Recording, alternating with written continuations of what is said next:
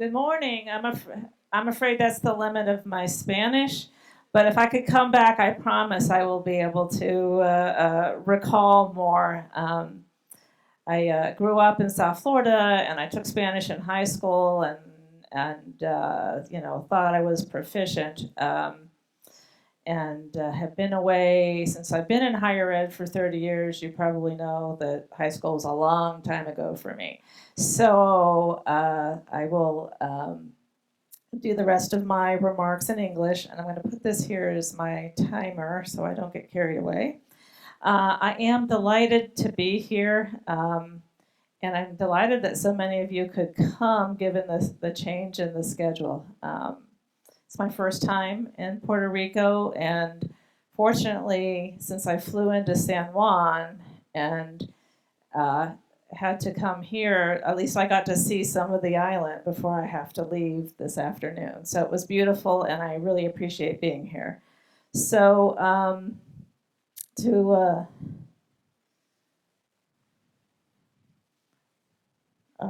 okay, the technology issues are my own. How about that? There we go. I wanted to say a few words about myself, even though I had that lovely introduction. Thank you, because it's relevant to what I want to say today about the key role of faculty. How many of you are faculty, even if that's not your primary role? How many of you teach? Okay, good. So one of the things that they mentioned to you is that I have had both full-time faculty and adjunct positions for many, many years, and a lot of that was in the traditional face-to-face classroom. And I can remember the first time I had to design and teach online, and it was a horrific experience for me and my students. And I got a little bit better over time, and that's actually why I went to work for Quality Matters, because I thought, there's got to be a better way than what I'm doing.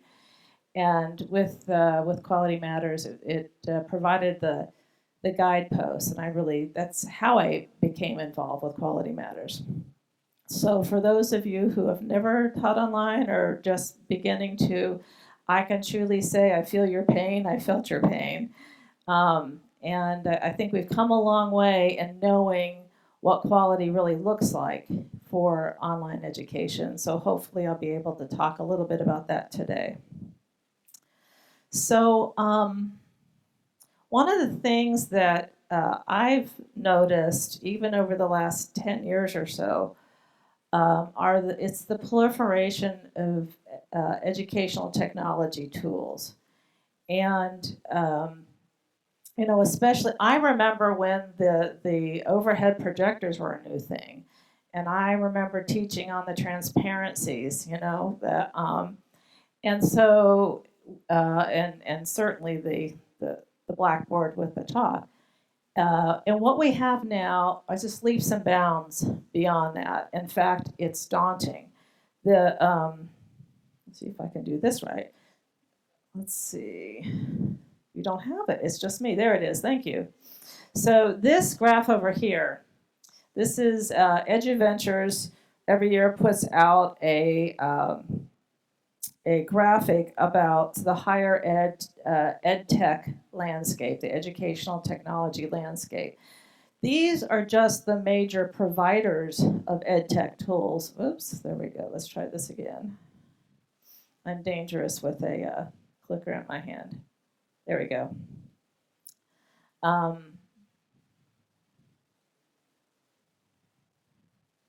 There we go. Sorry about that. This whole section here are the major providers, not just the tools, but the major providers of educational technology having to do with instruction and student success.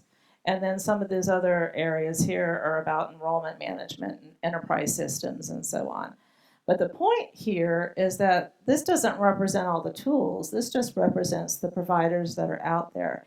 It has become big business, right? The educational technology companies are a booming market. And although most of these companies are trying to figure out where the pain points are, where the problems are, and to develop tools to resolve them, they do not have the same mission that you do. Because most of them are for-profit corporations. Most of them have to report to shareholders and investors. They do not have the educational mission that faculty do. So faculty have to be aware and cognizant of, even though you may not be and surely cannot be experts in all of these tools, to be aware and to be open to thinking about making those decisions about what's best for your students. So one of the things that I speak to a lot of faculty at different campuses, and many of them are really sort of overwhelmed and daunted at what feels like is coming towards them, this whole digital transformation. Many are not sure it's a good thing. But one of the things is they all realize that it means change. And one of the things that it brings, if you notice, the first word on every single bullet point here is the word more. And most of the faculty I talk to say, Deb, I can't handle one more thing. Don't give me one more thing that I have to do and manage. And so thinking about this and doing it well is doing it smartly and seeing help. But these are the things that are happening now. We all know that there are more students learning online than ever and the greater use of digital tools. We know the data tells us a lot of these students are local or regional students to our campuses. A lot of the students who are learning online could physically come to the campuses, and they're choosing for life reasons and family reasons and just personal preferences to study online. So this is not stopping. This isn't an aberration. This is going to continue. In terms of the materials, there's so much available online, and clearly not all of it from academic institutions. How many of you in the last week used Google to figure out how to do something, to tie a tie or to right? Information is out there for all learners. And you hear the phrase that content is everywhere, content's a commodity. That's not really true, because one of the things that faculty do well is curating that content for our students so they know what to pay attention to and help them engage in it. But there's a lot out there, and a lot of it, more and more of that's digital. Actually, Pearson has announced that they are moving away from the physical textbook. As the biggest textbook provider, they're saying no more. And this is after the publishing community was really promoting the studies that says, well, students don't like ebooks, right? Students would prefer to have the hard physical copy than the ebook. Well, the ebook isn't the only way to deliver digital material, and I think Pearson has finally decided that there's the way forward for them as this huge company is to focus purely on the digital piece. As we said before, lots more educational tech tools, more pedagogical options for faculty, and that's because these tech tools have different affordances, which I'm going to get to a little bit later in my presentation, but it opens up the door for new approaches built on the technology. It's not about the technology, it's about what you're trying to do with your students, but the technologies open the door to new and different things. And because because data or technology is underpinning a lot of what we're doing, the availability of data has really grown. And in fact, it's grown so fast, it's outpaced our ability to really understand always what it means and how to use it to improve student learning. So that's a real challenge, and actually QM will be trying to do in the data field for teaching and learning what we've done about quality standards in course design, just trying to help make that a reasonable, practical approach, but not my presentation today. We know that employers are asking higher ed to do a better job. They're asking for more digitally fluent learners, and they have expressed unhappiness about the abilities of the students that are coming out of our colleges and universities. We know there's more automation coming. And we know we've seen it in other industries and other fields. It's coming to higher ed, it's here, and it's here in other pieces of higher ed. So we need to think about how to harness that well. I was just at a presentation or an event at Georgia Tech last week. It was the Affordable Degrees at Scale, and they had a keynoter there that was talking about the number of jobs that will be replaced by automation in just the next few years is actually staggering. And not that there aren't going to be newer jobs created, but that's a whole different skill set for graduates that they'll have to have, and for current employees that will need to be reskilled. And finally, for faculty, I think it's pretty clear that there's going to be more and different skills.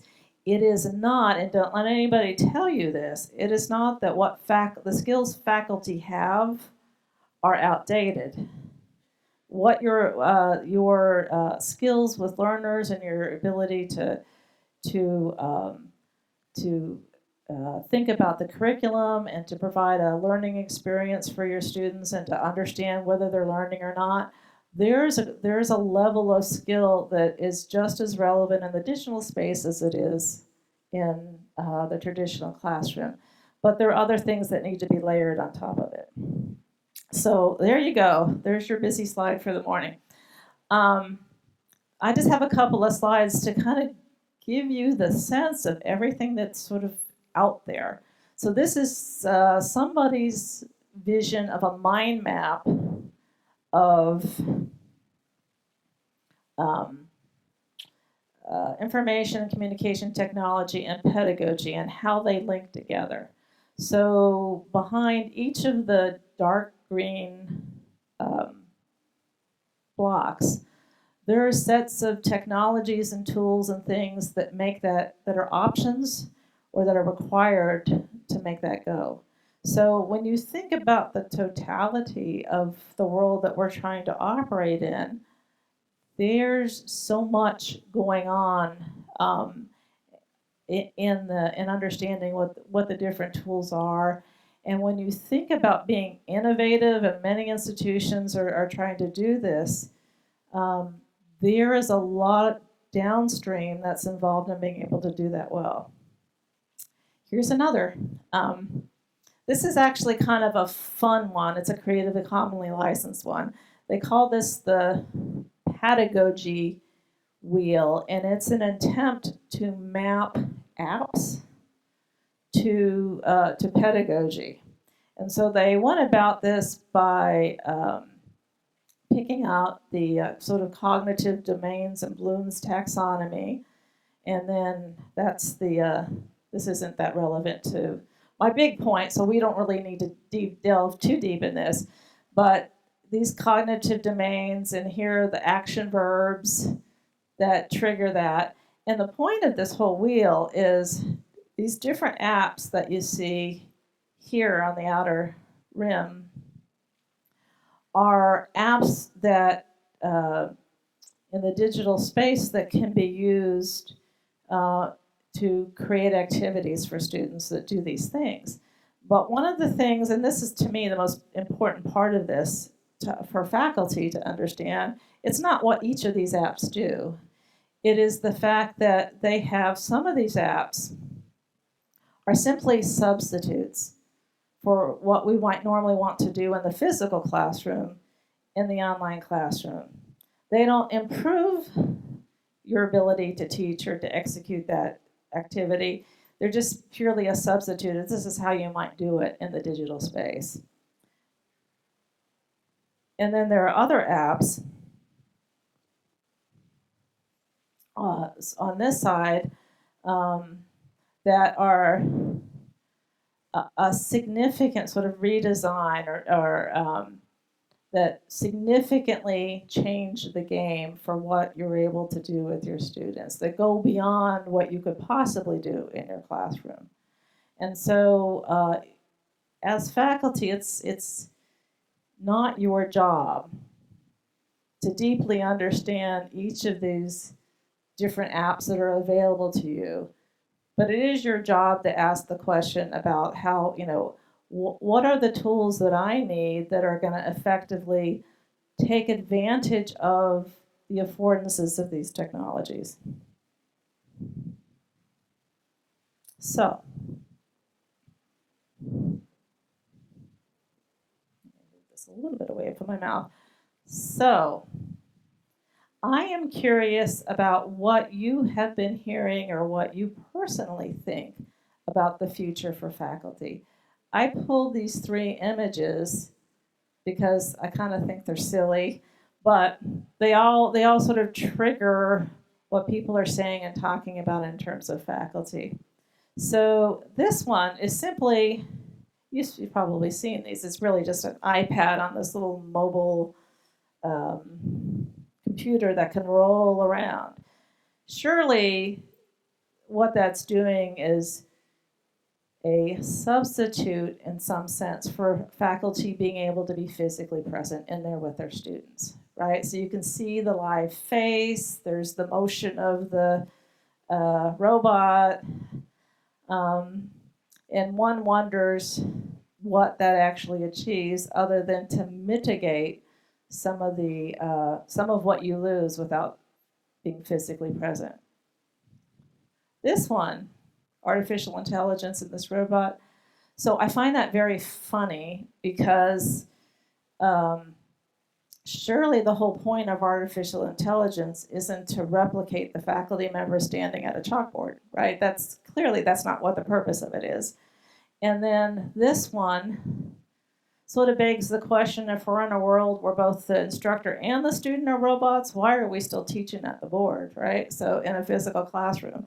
So they're just meant to sort of, I don't know, kind of a funny way to look at it. But I have faculty seriously tell me, well, what's happening to our job and our role? Are we going to be replaced by machines and technology? Do you have any of those discussions with your colleagues? Anybody concerned about that? Well, good, because you shouldn't. Because there are things that have to happen. The faculty role is changing, but not in the kinds of ways that people talk about. So one of the things that have to happen is that faculty have to appreciate, and I use that word very carefully, appreciate the affordances of technology. Faculty are discipline area experts. You're not going to be becoming experts in educational technology. But it would serve your students well, especially in the world that they're having to function in and coming into. It would serve your students well if you understood the affordances of different kinds of technology. And the fact that there are things, if you're trying to do something in your classroom, whether it's your fully online classroom or your hybrid classroom, or using technology in some way, to really understand what you're trying to get, what you want your students to know and to do, and to understand that there are probably different tools out there that will help you do that either in a better way or a worse way. And to be able to have an appreciation for the fact that it matters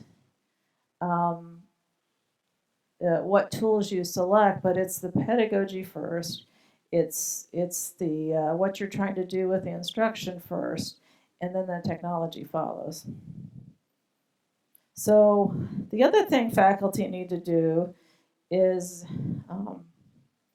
this is to accept it that faculty do have to add and adapt the skills, not replace skills that you already have, because what you have is unique.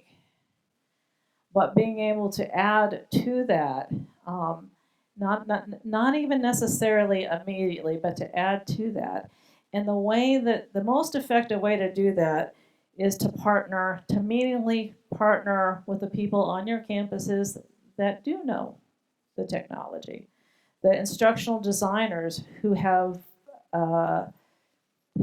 studied how to create learning experience, especially digital learning experiences, not from your particular discipline area, but they have this is their domain, and many of them spend significant amounts of time to learn and discover about the different technologies that are available, and what's going to be helpful to you as the faculty member, as the instructor, to be able to deliver the course in the way that you want.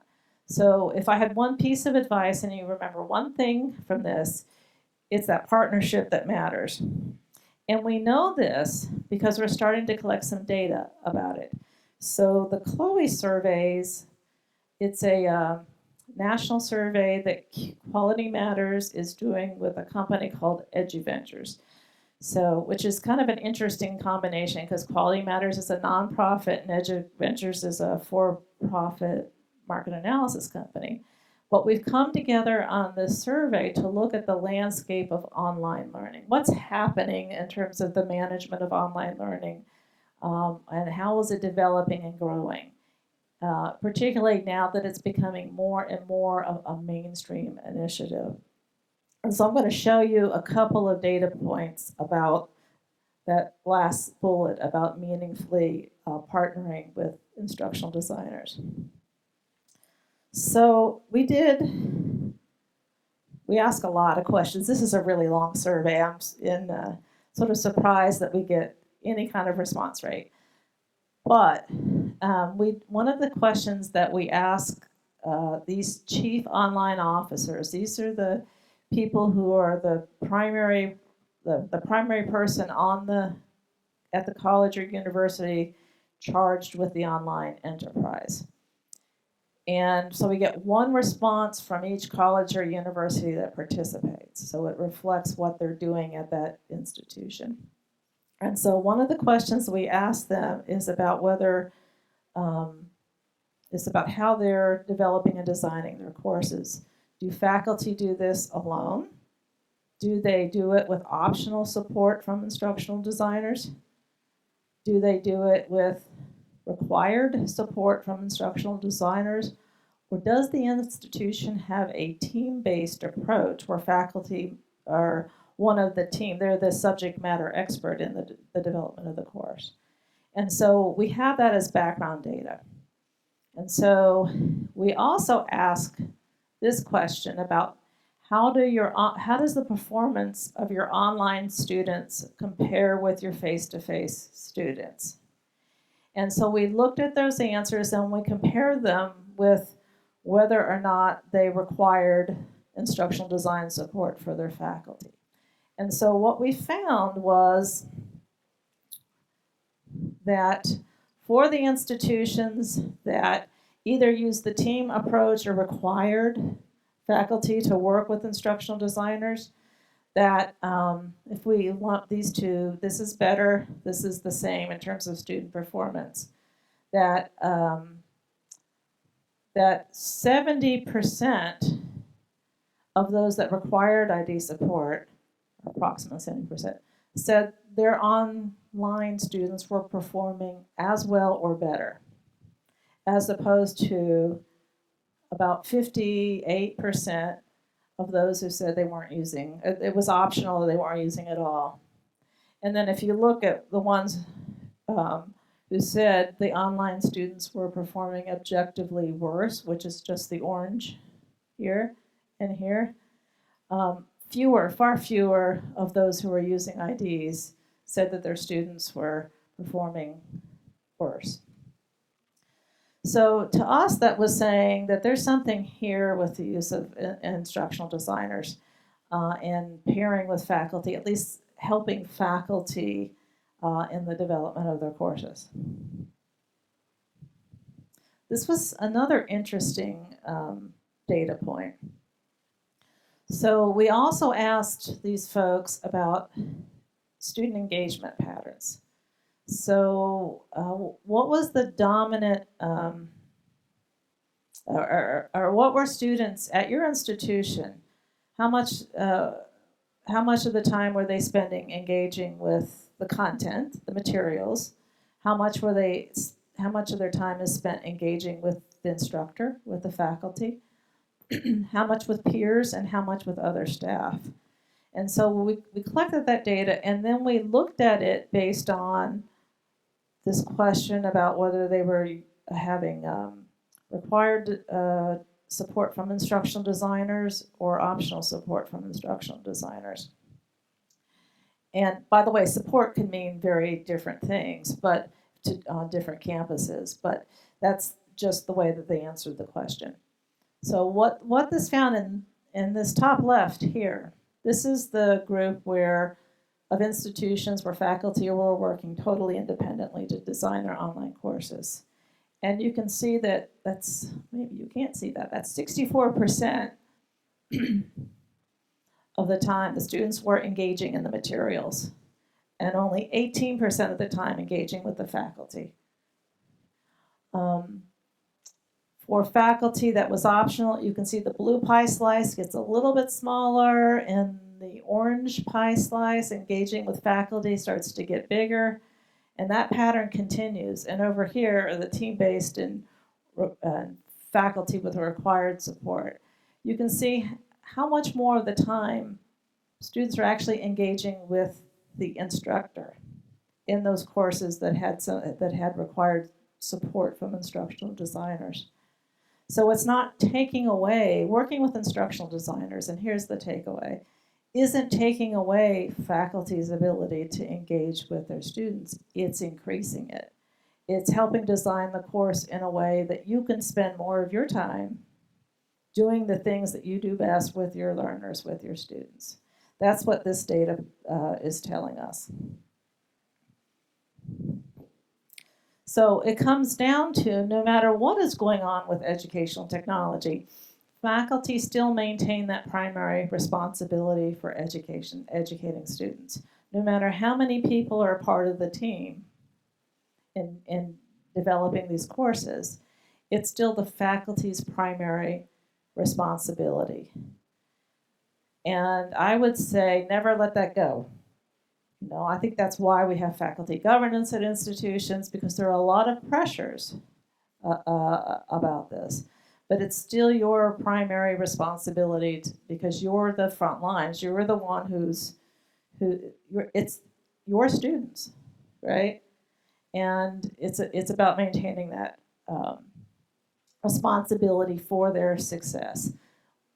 Just because we're doing this with technology, and maybe because it's better enabled by technology, we can still achieve the goals. The goals are unchanged. We're still here to try to promote student success. And now I'm going to start to get a little bit into the what QM focuses on. One of the things that we are trying to do, and the standards we promote and the trainings we provide and the system of quality assurance that we promote, is we're trying to remove barriers to learning for students, particularly online. I mean, have you ever tried to get into those packages? I mean, it's super hard, and I keep thinking, you know, there's got to be a trick. Like if I just push here, it will pop open. But for many, many students, this is what it feels like when they're going into an online course.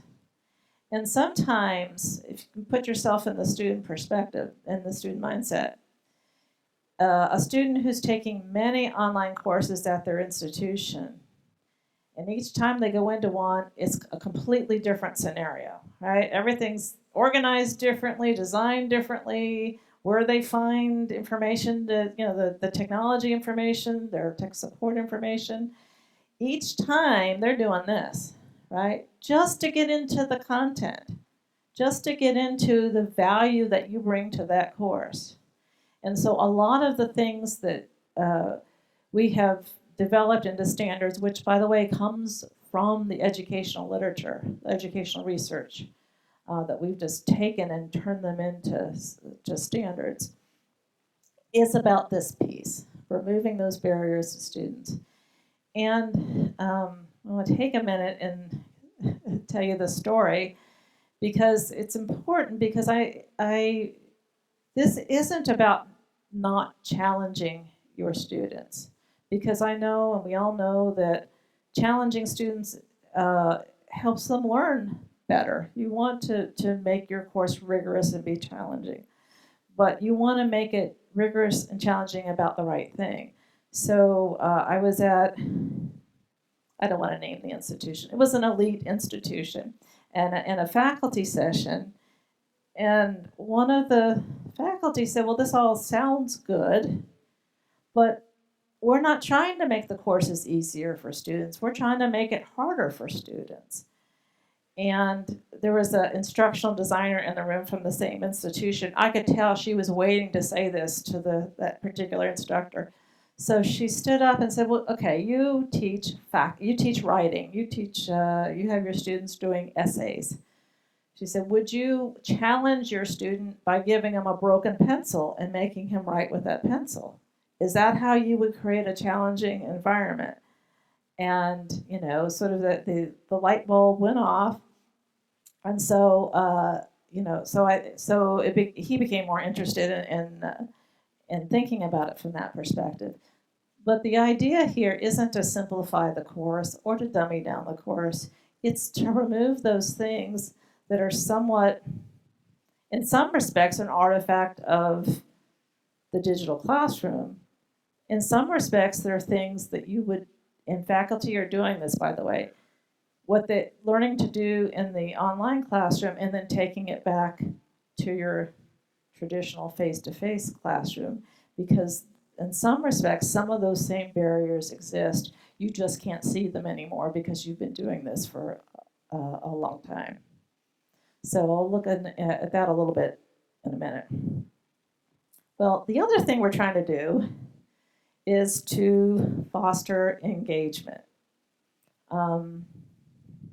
And, we certainly want to avoid this. The interesting thing is that student could be taking an online class and bored to tears. That student could be sitting in the back of a lecture room and doing the same thing, right? So we want to engage no matter what. There are different challenges doing that online, and thinking about how to make the learning engaging and active. And that's one of the things that we focus on in the standards about quality that we put out too. And I will say, over the years that I taught online, I was when I transitioned, which is how I think about it, when I transitioned from face-to-face to the online classroom, I just tried to do what I did in face-to-face because it was really successful. I was never somebody who lectured a lot. I was not good at lecturing, which actually bodes poorly for you all here in the keynote. But I was the kind of person where I always had students in the class, like working on projects, and then we debrief afterwards and that kind of thing. And I remember thinking about, how do I do this in the online space? And I had no idea. So the first couple of courses I taught, I know students were doing that because I was spending all of my time trying to stay, 2-3 classes ahead of the students in putting these things into the online space. And I wasn't able to create things that allowed them to interact with each other or with me.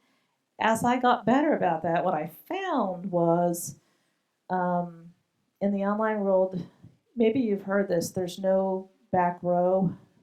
Have you heard that saying in the online space?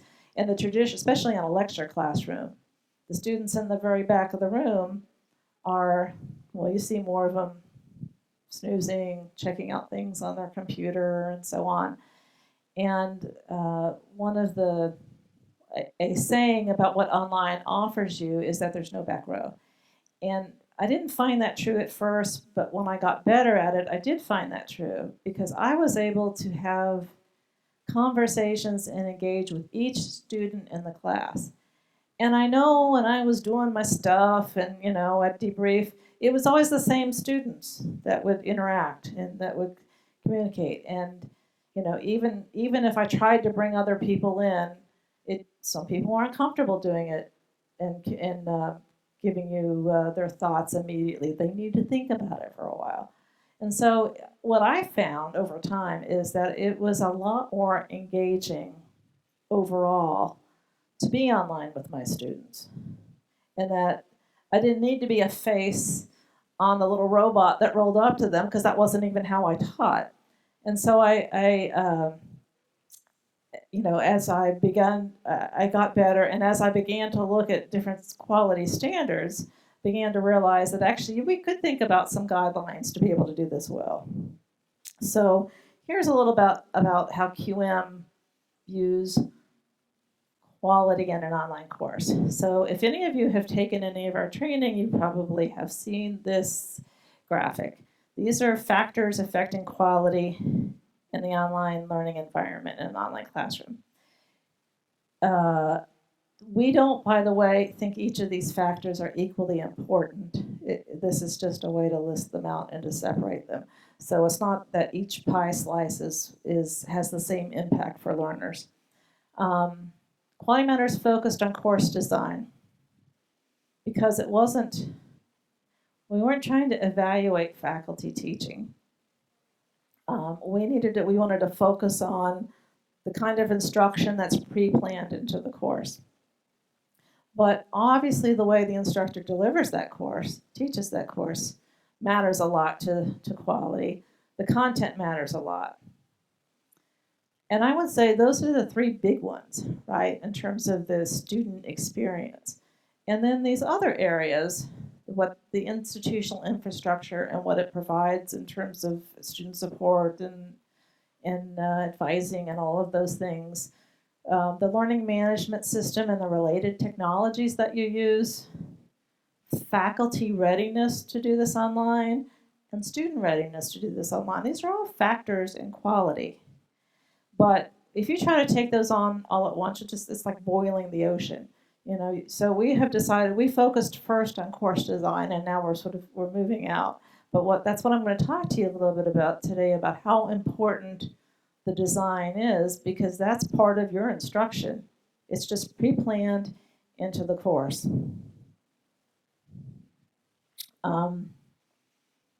So QM is, we are all over the U.S. I think we're in every state but New Hampshire, I think, if my folks listen to this. I hope I get that right. And in 12 or 13 other countries. So we are a nonprofit organization. We consider ourselves academic because for us it's research first. Is there evidence for this in the research literature? This isn't personal opinion from a small group of people. Is it benchmarked in what the educational literature has to say? Our website has all kinds of literature reviews and a research library that has annotated bibliographies, citations aligned with our standards. So you could actually go and read that research yourself if you wanted to. And the approach is peer-based.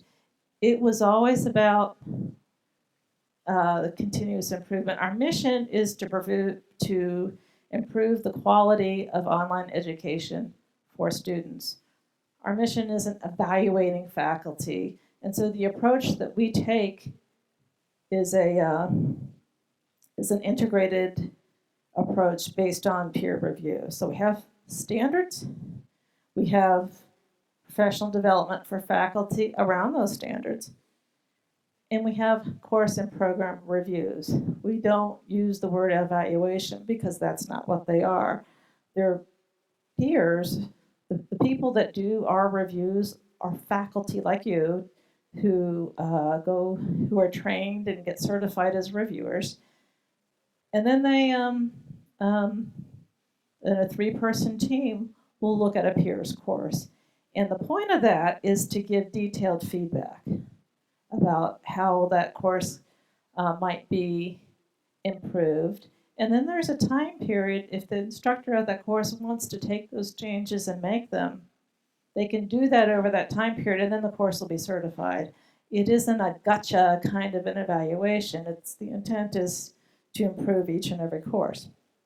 So those are the things that, faculty are our community. They're the folks that are making the changes happen. And when we get to the end of this, I'll show you what that impact looks like. But the different things that faculty are engaging in are here. But I want to take a moment and let you kind of see how we think about quality and how we are articulating it and what's happening around this across the U.S. So I didn't bring the workbook because it's a scary, scary document because it has all the standards, if any of you have seen it. And then all these detailed annotations because the standards are not prescriptive. There are many ways that you could meet that standard. And so in the workbook, it tries to give you some idea of what's good practice and what's not. And it becomes really scary if you think about, oh my gosh, I have to do this in my course. But at your tables, I gave you what is a 1-page, just a list of all the standards. These are the Quality Matters standards for higher education and for the design of online courses. And what I'd like to do is give you just a couple of minutes. You might have to share at your table because I honestly didn't think so many people would make it after the date changed, to take a look at it and take a few minutes to talk to each other about it. I want your immediate impressions, if you haven't seen this before in particular, to take a quick look at this. I'll give you a couple minutes and have a quick chat, and then I'll get maybe some thoughts from the table.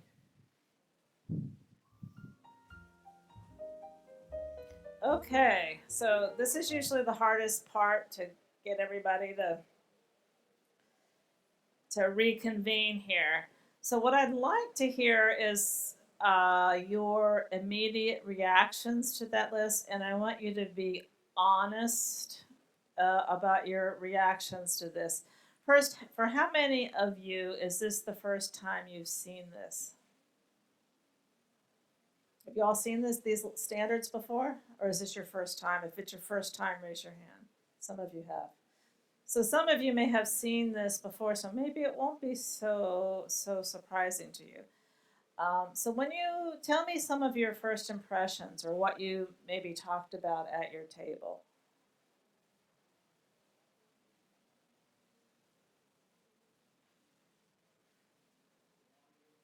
Okay, thank you. An honest man right there.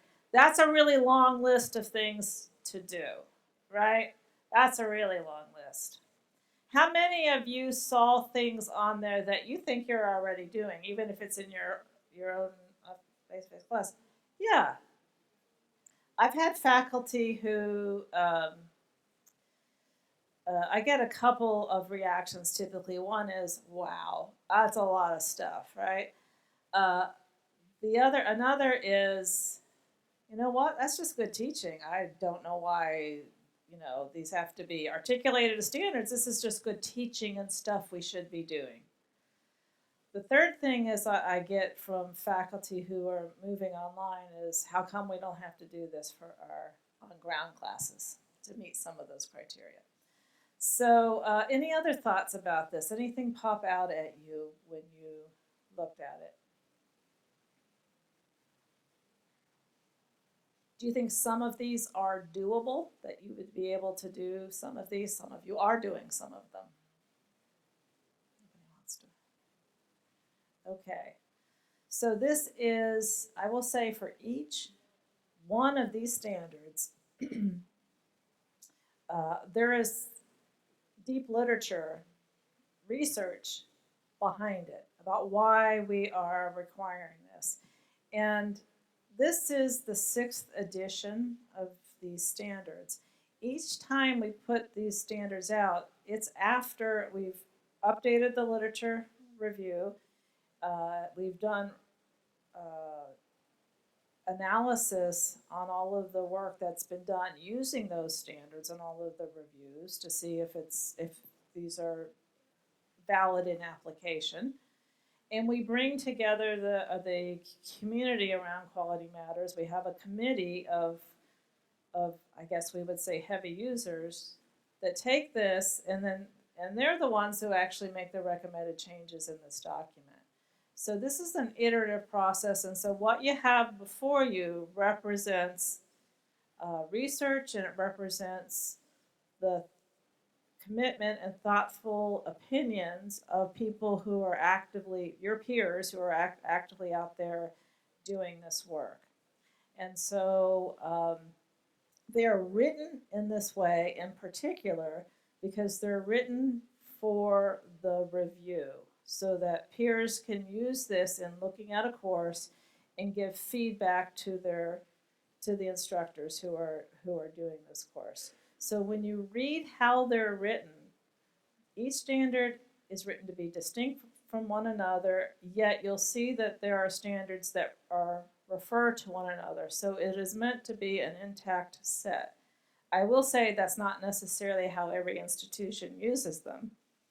Our joke at Quality Matters is we have 1,200 institutions that are members, and there are 1,200 ways of doing Quality Matters at those institutions because your campus culture and situation matters. At the same time, these standards are not prescriptive. So institutions are in different places about where they are in the process, whether they're starting with a smaller number of those standards and working towards all of them, or how they're approaching this. But the standards are written to fit all kinds of courses. We have members that are 2-year technical colleges. We have, we have public institutions, private institutions, doctoral granting institution, just baccalaureate institutions, just about everybody who are able to use these and apply it. So they are written to be generally applicable. We do have institutions that say, okay, these could work, but there's something specific about our institution that's missing, and so they'll just add, right? They're things that are really important for a particular institution. But this is the guide, this is the roadmap. That's actually, there's a lot of thought to getting those few simple words. Okay, there's 42 standards, so there's a lot of words, but for each standard there's not a lot, and it's been pared down on purpose and in a very mindful way. If you've ever had to have a group edit of a document, you know what I mean, where this should be the, no, I think it should be a, and it is a painful process, but it is a result of that. So just to keep us going for a little bit, these standards, as you could tell in that handout, are organized into these 8 general standards or areas for quality focus.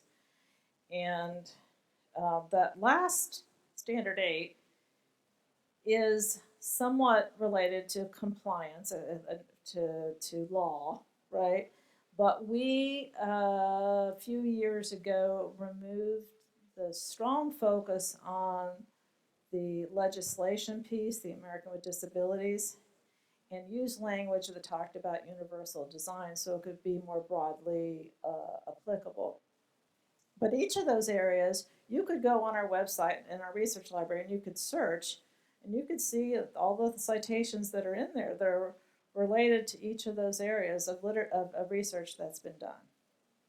So this is really, this is an attempt to make research applied and applicable in the classroom. That's what this is all about, is to take the research that's there.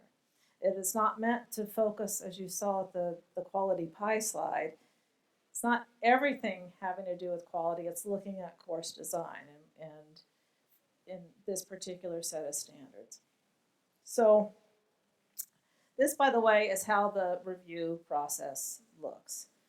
We have a review process because we think those three pieces, the standards, the training, and the review process, all work together really well to disseminate what is basically educational research on quality in teaching and learning, and in particular in the online space. So that's our mechanism, and so the review was part of that. Now we have institutions doing, our label for it is internal reviews. So this is the process that we use for courses. If they go through this review, meet the standards, we will certify that course. We have a certification mark. But there are many institutions who are modeling what they're doing based on this that don't meet all of our criteria for certification, but are doing it internally for a variety of reasons. So this review process, just very quickly, so it's usually so there's a course, and the institution or the instructor gives us a course without student information, because we don't want to put others into a course with student information in it. So it is all of the way the course is designed, minus the interaction with the actual interaction, the communication with the students. And the reviewers, there's a 3-person review team. One of them, at least one, has to be a subject matter expert.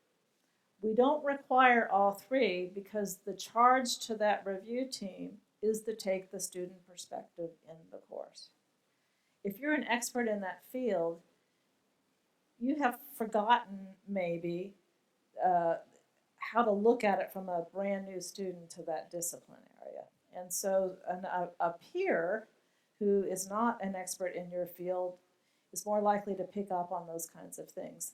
Yet there are things that in the review, even though we're not reviewing content, it's important to have a subject matter expert in it. So we have these review teams. They're all faculty. They've all been trained. They've all gotten the certification. They do this while they're doing their other jobs. So they're all full-time faculty somewhere else. There is a lead or a chair of that review team, and that's somebody who's gotten additional training and expertise and helps guide the review team. So this reviewers, they'll spend several weeks because they do this on their own schedule. They'll go in the course and they'll review the course. They'll individually provide their feedback. The tools that we have aggregate that, and then that team will meet to make sure they're not giving conflicting information. And then a final report's given to the course instructor, we say representative to be general about it. And then that's the feedback period. So if that course has met standards, and meeting standards for us is meeting at 85% of the points, you'll see that there's points allocated to each of those standards. So if a course doesn't have to be perfect, but meets or exceeds the 85% threshold and meets all the 3-point standards, which we consider essential, then that course is eligible for certification. If it hasn't, then there's an opportunity for those changes to be made and then resubmitted. We consider that whole thing as the review, right? So the point is to have that course improved so that it can be certified. And as I said, not every institution wants to follow or can follow the specific criteria. Some may not use all of the standards, or some may only use some internal folks to do this. But to be certified, that's what's required. And I want to talk about, and this is how I'll end up our talk today, is so what, right? What's the impact of doing this? And I will say we're learning this over time, and I'll share a little bit about what we're learning about this. On the surface, I think most people can look at these standards and say, yeah, well, that makes sense. We should be doing these things. But what is the real impact? So first, I will tell you that by next year, we'll have certified 10,000 courses. We know many times over, there's review activity happening on campus internally that's done in a way that it wouldn't be eligible for certification. Doesn't mean that it's not done well or that the courses aren't improving. It's just not through that process. But that's 10,000. So at the end of every single review, we have an exit survey, and we ask questions of the instructor whose course is getting reviewed, by the campus liaison who coordinated that review, and by the 3 reviewers. And one of the questions we ask them is, so as a result of this review, have you or will you go back and make changes to, in the first on the left is your online courses, and then those, because many faculty teach in both modalities, face-to-face and online. Do you go back and improve your face-to-face courses? And so the percentages are astoundingly high. CR stands for course representative. That's the instructor whose course got reviewed. And then PR stands for peer reviewer. So you can see, and for example, in over 80% of the cases, the peer reviewers who are reviewing somebody's course say they went back to their own courses and made changes. And now, not everybody who teaches online also teaches face-to-face, so there's a little bit lower, but look at the percentage that's going back to their face-to-face courses, taking what they learned from this review and making those changes. So this is what we mean by faculty being at the center of quality in a review. So the 3 reviewers. So the instructor, each instructor, there may be only one course that we're reviewing, but that that instructor obviously teaches more than one course. I'm sure most of you teach more than one course, right? So there are lessons learned that are being applied to all of the courses, because if you do something one way in one course, it's probably replicated in your other ones. So it's an opportunity to change all of your other courses. The same thing for peer reviewers, the people who are in there looking. Each of those reviewers also has several courses that they're teaching, and they're likely to make those changes in each of those courses, and that's based on the data that we're collecting. So for a single review, if you do the math with me, there's one course that's being evaluated, or reviewed, sorry, I'm not supposed to use that word, reviewed. There are 4 faculty members involved in that review, the person whose course is being reviewed and the 3 reviewers. If we say, as a rule of thumb, over a year, each instructor is improving 3 of their courses based on that, right? Maybe there's some courses it doesn't apply to, but they're taking what they learned, not just to one course, but to several of their courses. A single review can impact the learning experience for 360 students.